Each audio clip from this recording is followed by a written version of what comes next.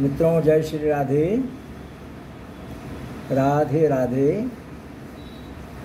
आशा करते हैं कि सभी प्रसन्न होंगे और जो प्रसन्न नहीं हो वो ठाकुर जी की सेवा में लग जाएं। अवश्य उनके शोक और दोष का समाधान होगा। कोई भी कार्य,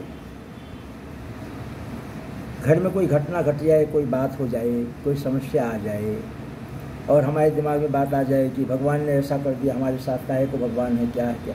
अरे भाई, तो विचार ये करो ना कि भगवान ने कर दिया। ऐसे तो शास्त्र में वर्णन है कि भगवान अपने ऊपर हिला रोजी बहाने मौत, ठाकुर जी अपने ऊपर कुछ लेते नहीं हैं। लेकिन अगर हम मानते हैं कि लेते हैं तो हम कर ही क्या सकते हैं? हम तो कुछ कर नहीं सकते। तो जब कुछ कर नहीं सकते, जो होना था वो हो गया या जो होना है होगा, कुछ कर नहीं सकते, तो इतना तो कर सकते हैं कि उन्हीं ठाकुर जी की जिन्होंने मेरा कुछ नुकसान किया। अगर मेरे मन में ऐसी बात है, जैसे तमाम सारे लोग हैं, भाई एक ही बेटा था, संसार को छोड़ गया, है कि नहीं? अब पति तो है, पति तो है ना। तो जब बेटा था, संसार को छोड़ गया, हम कुछ कर नहीं कर सके, तो अब हम अपने पति की सुरक्षा के लिए ही भगवान की सेवा करें, पत्नी की सुरक्षा के लिए भगवान की सेवा करें। पर भगवान की सेवा क्रोध में आकर के, क्रोध में आकर के और छोड़ दें कि अब तो जो था सब समाप्त हो गया, अब क्या ले जाएंगे ठाकुर जी। अरे भाई, ठाकुर जी ले कुछ नहीं जाएंगे, कोई भी नहीं हो, और हमें को पीड़ा हो जाए, शारीरिक पीड़ा हो जाए। होता है ना संसार में, बहुतायत है ऐसे, लाखों करोड़ों हजारों, है ना। तो इसलिए जो होना था हो गया, हम नहीं रोक सके, रोक भी नहीं सकते हैं। अब भी जो होना है होगा, हम भी रोक नहीं सकते, आप भी रोक नहीं सकते, कोई रोक न पाया, ना कोई रोक सकेगा। तो इसलिए हमको दुख आए उसका समाधान खोजना चाहिए। और उसका समाधान क्या है? सबसे उत्तम समाधान ठाकुर जी की सेवा, भगवान का स्मरण, ध्यान, कीर्तन, भजन। अपने दैनिक कहते हैं ना कि कर से कर्म करो विधि नाना, और मन राखो जहाँ कृपा निधाना, है ना। तो इसलिए हमें ना विचार करके, जो होना था हो गया, जो होना है होगा, हम रोक नहीं सकते, तो रोक तो नहीं सकते, लेकिन कर तो सकते हैं ना। क्या कर सकते हैं? ठाकुर जी की सेवा तो कर सकते हैं। जब हम अपने दैनिक, भाई देखिए, कुछ नहीं करें तो इस पेट को, इस उदर को, जो यह डिब्बा है, इसको भरने के लिए कितनी भी बड़ी विपत्ति आ जाए, कुछ भी हो जाए, पर ये सुबह खाली होगा और फिर शाम को भी खाली होगा। तो जब सुबह खाली होगा, इसको भरेंगे, इसकी व्यवस्था करेंगे, तब तो शाम को खाली होगा ना। और अगर मन में आ जाए नहीं करेंगे, तो नहीं करेंगे, तो ये तो अच्छी बात नहीं है। तो जब हम इसके लिए उपाय करते हैं, तो वैसे ही हमें संकटों को देखते हुए, संकट में रहते हुए, उन संकटों का निवारण करते हुए, करने के लिए भगवान की सेवा अवश्य करनी चाहिए, है ना। तो आज हमने जो ये चर्चा की, वो चर्चा इस बात पर की कि शनि और राहु की युक्ति, शनि और राहु की युक्ति यदि किसी व्यक्ति के जन्म पत्रिका में है तो उसका फल क्या होता है। और कहीं साथ में मंगल भी हो। अब ये तीनों ग्रह अमुक किसी भी व्यक्ति के जन्म पत्रिका में उच्च के हैं कि नीच के हैं, है ना, कम अंश से हैं कि अधिक अंश से हैं, तो किस दशा में है, यह अमुक व्यक्ति के जन्म पत्रिका को देखने से पता चलेगा।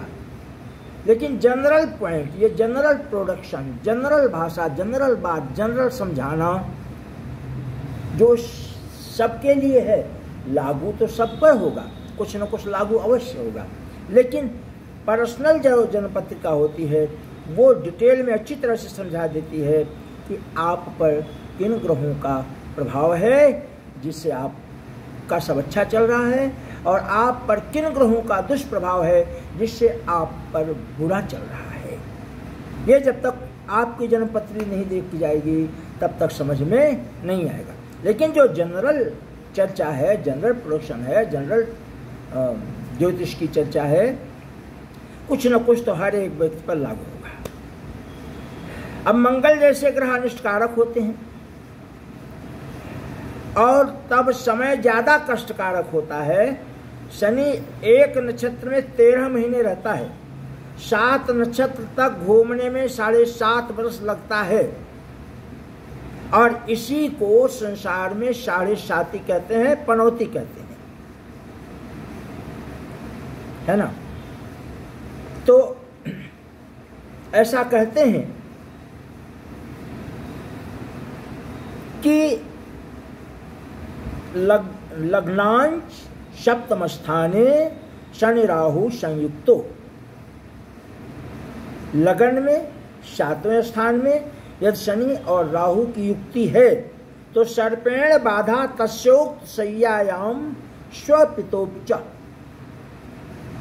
अगर व्यक्ति शैया पर विराजमान है, सोया हुआ है, 7वें स्थान में यदि शनि और सूर्य व राहु की युक्ति होती है तो पलंग पर यानी शैया पर सोते हुए व्यक्ति को भी सर्प काट जाता है ना, सर्प काट जाता है। तो मंगल, शनि, राहु, केतु, इन 4 ग्रहों की आपस में जब कहीं भी युक्ति हो 7वें घर में तो भाई काजल की कोठरी में कैसे हुई शयान हो जाए। कोई बुरा ग्रह आएगा तो वो जरूर अपना प्रभाव दिखाएगा। अब राहु एक ऐसा ग्रह है जिसको कहते हैं भाई ये कलयुग का राजा है। अच्छे ताकत में आया, अच्छे व्यवहार में आया तो आपको खूब ठाकुर जी की कृपा प्राप्त कर देगा, और बुरे प्रभाव में आया तो सब कुछ रहते हुए भी भगवान की कृपा नहीं बरपेगी। तब शनि, राहु, केतु, सूर्य, इन सब मंगल, इन सब के लिए व्यक्ति को उपाय करना होगा, थोड़ा सा उसे मेहनत करना पड़ेगा। और पंडित जी को ना करा करके समझ करके पंडित जी से अगर खुद करता है ना तो समझिए बहुत उत्तम है। ये तो उनके लिए जो खुद नहीं कर सकते हैं, खुद करें तो बहुत अच्छा है भाई, और खुद नहीं कर पाते हैं तो फिर ब्राह्मण को पकड़ें, ब्राह्मण से इन ग्रहों की शांति कराएं, फिर जाकर के इनका जो अनिष्ट है वो दूर होता है। और क्या होता है, शास्त्रों में तो भाई एक बात कह दिया गया है कि जो कर्मकांड का अधिकारी है जो सात्विक ब्राह्मण है, इसलिए हम जाने भी अगर तो कोशिश करें कि हम ब्राह्मण से ही कर्म को कराएं, शांति कर्म हो, हवन हो, पूजन हो, सात्विक ब्राह्मण हो। अब सात्विक ब्राह्मण जो बीड़ी भी पी रहा है ना वो भी सात्विकता को छोड़ गया, जो लहसुन प्याज खा रहा है वो भी सात्विकता को छोड़ गया। और क्या क्या कर रहे हैं ब्राह्मण, कोई किसी के अंदर तो झांक कर देखा नहीं। पर जो सात्विक हो, शास्त्रों के अनुसार जो सात्विक हो, यदि आप उसको बुला करके कुछ कर्म करते हैं तो आपका वह कर्म अच्छी तरह से संपन्न हो जाएगा। और अगर प्यार में आ गए, हाँ हमारे मंदिर के पुजारी जी हैं, जैसे भी हैं महाराज हैं, तो महाराज तो हैं, लेकिन इन सब कामों में महाराज का भी परीक्षण करके ही काम सौंपना चाहिए, तब जाकर के किसी ग्रह से संबंधित आपको लाभ प्राप्त होता है। इसमें किसी ब्राह्मण की निंदा नहीं है। जो ब्राह्मण अपने को समझे कि मेरी निंदा है तो अपना रास्ता सुधार ले, बीड़ी नहीं पिए, सिगरेट नहीं पिए, हैं, गुटखा पान नहीं खाए, संध्या बंदन करे, कुछ करके दिखाए तो कि हम ब्राह्मण हैं।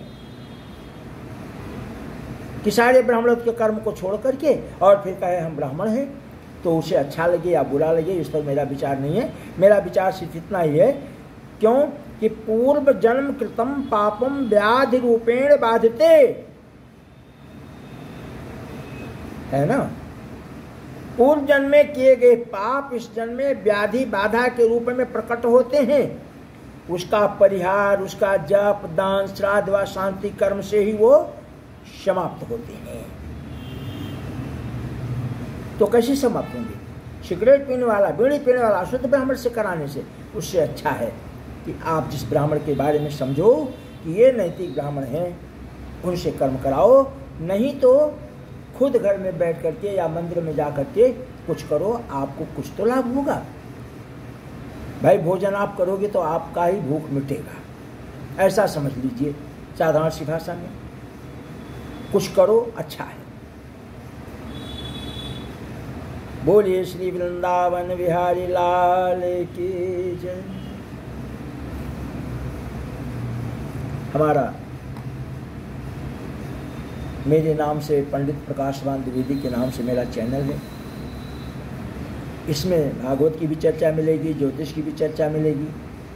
अगर किसी को मुझसे भागवत जैसी कोई क्रिया करानी है तो वो मुझसे बात भी कर सकते हैं, संपर्क भी कर सकते हैं।